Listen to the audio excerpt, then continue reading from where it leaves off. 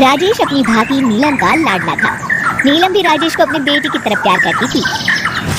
राजेश, लखनऊ वाले मामा जी ने तुम्हारे लिए एक बहुत अच्छा रिश्ता बताया है। लड़की बहुत अच्छी है, अब तुम शादी कर लो। अरे नहीं भाभी, शादी तो बर्बादी है। भला तुम्हारे हाथों के खाने में जो स्वाद है वो किसी और के हाथों में कहाँ। मुझे अभी शादी नहीं करनी भाभी। राजेश की ना नुकुर करने के बावजूद घर वाले उसकी शादी करवा देते हैं, लेकिन फिर भी राजेश अपनी भाभी का पल्लू नहीं छोड़ता। वो अपनी पत्नी को बिल्कुल तवज्जो नहीं देता था। उसके लिए उसकी पत्नी सुधा का होना ना होना बराबर था। अरे राजेश, तुम अकेले बाहर जा रहे हो, सुधा को भी लेते जाओ। अरे क्या भाभी, हफ्ते में एक दिन तो छुट्टी मिलती है और आप वो भी खराब करना चाहती हैं। सुधा बाहर जाके क्या करेगी, वो घर में ही ठीक है। वैसे मुझे देर हो रही है भाभी, चलता हूँ मैं।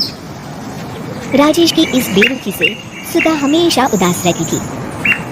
फिर एक दिन नीलम इस विषय को लेकर अपने पति से चर्चा करती है। सुनिए जी, राजेश को कब अकल आएगी? वो तो सुधा की बिल्कुल कदर ही नहीं करता। अब आप ही बताइए, ऐसे कैसे चलेगा? तुम ठीक कहती हो, राजेश को सही रास्ते पर लाना ही पड़ेगा। चलो मैं तुम्हें एक उपाय बताता हूँ। फिर 2 दिन के बाद नीलम बाजार से खरीदारी करके घर लौटती है। ये लीजिए माँ जी, मैं आपके लिए नई साड़ी लेकर आई हूँ। बबलू, ये तुम्हारे लिए। नीलम सबके लिए कुछ न कुछ लेकर आती है। भाभी, आप मेरे लिए कुछ नहीं लेकर आई क्या? अरे राजेश, तुम क्या समझते हो, मैंने कोई बैंक खोल रखा है या फिर घर के आंगन में पैसों का पेड़ लगा रखा है? तुम हर बात के लिए मुझसे उम्मीद क्यों रखते हो? अब बड़े हो गए हो, अच्छा कमाते हो। क्या भाभी, मैं तो बस, अरे बस भी करो। तुम्हारी ये बच्चे जैसी ना समझ बातें सुनने के लिए मेरे पास बिल्कुल वक्त नहीं है। नीलम राजेश को झिड़क कर वहाँ से चली जाती है। राजेश अचानक अपनी भाभी का ये रूप देख असमंजस में पड़ जाता है।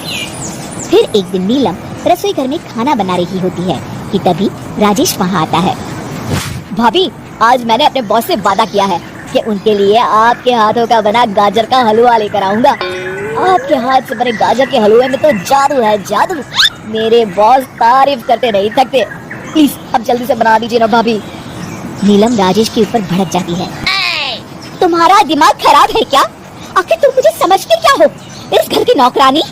जब देखो तब फरमाइश करते रहते हो, भाभी ये बना दो, भाभी वो बना दो। अरे तुम्हारी पत्नी सुधा भी तो इस घर में रहती है, तुम उससे कुछ क्यों नहीं कहते? भाभी, आप इस तरह की बातें क्यों कर रही हैं? अरे बस भी करो राजेश, मेरा दिमाग और मत खराब करो, जाओ यहाँ से।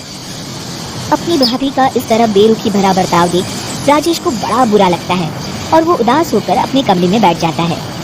तभी उसकी पत्नी सुधा वहाँ आती है। क्या हुआ जी, आप इस तरह उदास क्यों बैठे हैं? राजेश अपनी पत्नी को सारी बात बताता है। राजेश की बात सुनकर सुधा मुस्कुराती कहती है, बस इतनी सी बात? चलिए जी, मैं आपके बॉस के लिए गाजर का हलवा बना देती हूँ। अरे छोड़ो, तुमसे नहीं हो पाएगा, रहने दो। आप तो बस देखते जाइए जी, अभी आती हूँ मैं। थोड़ी देर के बाद सुधा हलवा बना के राजेश को देती है। फिर राजेश अपने ऑफिस चला जाता है। शाम को जब राजेश घर आता है तो खुशी के मारे अपनी पत्नी सुधा को गले लगा लेता है। अरे वाह सुधा, तुमने तो कमाल कर दिया। सच में क्या स्वादिष्ट हलवा था। मेरे बॉस बहुत तारीफ कर रहे थे और इस हफ्ते घर आ रहे हैं तुम्हारे हाथों का खाना खाने। और इतना ही नहीं, उन्होंने मेरा प्रमोशन भी कर दिया है। सच? हाँ, मुझे माफ कर दो सुधा, आज तक मैं तुमसे गैरों की तरफ पेश आता रहा। अरे ये कैसी बातें कर रहे हैं जी, मैं तो आपकी पत्नी हूँ। धीरे धीरे राजेश अपनी पत्नी के साथ पूरी तरह घुल मिल जाता है और अपना ज्यादातर समय सुधा के साथ बिताने लगता है और उसकी हर छोटी मोटी जरूरतों का ख्याल भी रखता है। ये देख राजेश के भैया और भाभी बहुत खुश होते हैं। फिर एक दिन राजेश और सुधा बाहर से घूम कर आते हैं। राजेश, सुधा के प्रति तुम अपनी जिम्मेदारी समझो, इसीलिए मैंने तुम्हारे साथ ऐसा बर्ताव किया था। अगर तुम्हें मेरी किसी बात का बुरा लगा हो तो मुझे माफ कर देना। अरे अरे भाभी, ये क्या कह रही हैं? मैं जानता हूँ आप तो मेरे लिए हमेशा अच्छा ही सोचूंगी। आखिर आप वर्ल्ड की बेस्ट भाभी जो है।